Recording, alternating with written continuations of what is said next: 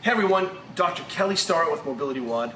Hey, it is springtime out there, and that means baseball season. And our friends at Mark Pro said, hey, can you take a swing at showing how you think about improving position for throwers, kind of improving some of the requisite mechanics, and how do you think about taking care of the tissues around the arm and the shoulder? So we've got a couple solutions for you.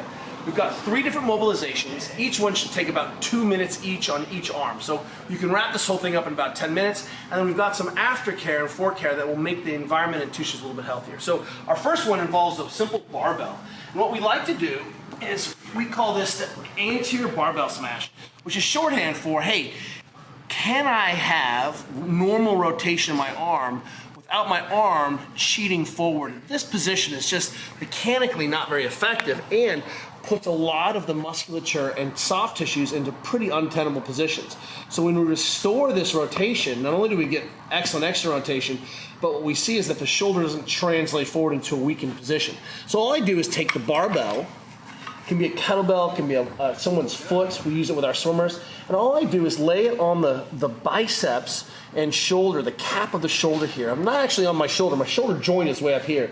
But what I do is just pin the tissues down, and then I actively work on internally rotating, trying to bring my hand to the ground.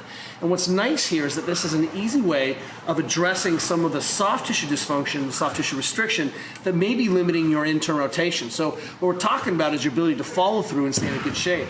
The earlier that you were missing this range of motion, the more stress is on the inside of your elbow. So what we're looking at is not having the shoulder come forward and throw in a pie, but being able to maintain good mechanics all the way through to the end of the throw.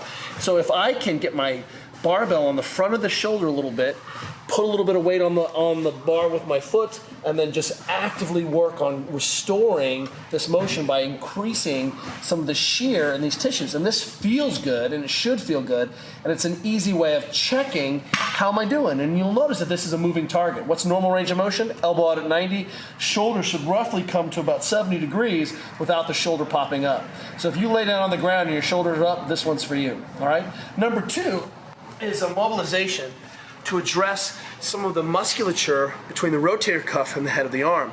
And what we do is we take a barbell, or this could be a gate or a fence, and with a single simple lacrosse ball, what I do is put my armpit right over the lacrosse ball. And here's the magic. What we're going to try to address is the relationship of the subscap to the arm. So the subscapularis is one of the muscles that arises from the rotator as the rotator cuff comes off of the scapula and attaches to the arm. So what I'm going to do is just press down on that, and this allows me then to work on some positions, rotating, imagine getting into the stretch, and then shearing and pressing through. Remember, the goal here is to restore rotation and to just do a little soft tissue work.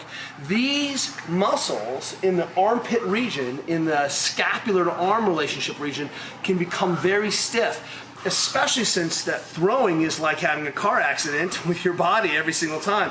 And when I'm missing this rotation and translate forward, that subscap has to work extra hard. Very simple. On top of a barbell, on top of a fence post, place that in, hunt around, find where you may be restricted, start playing. A couple minutes is all you need. Then we're going to do our 3rd mobilization. I still take this lacrosse ball, and you're going to notice now that we're going to work our way upstream. And this time, we're going to restore relationship between scapula and body in what we think is a really important position, being able to rotate through and have that scapula maintain its relationship with the body.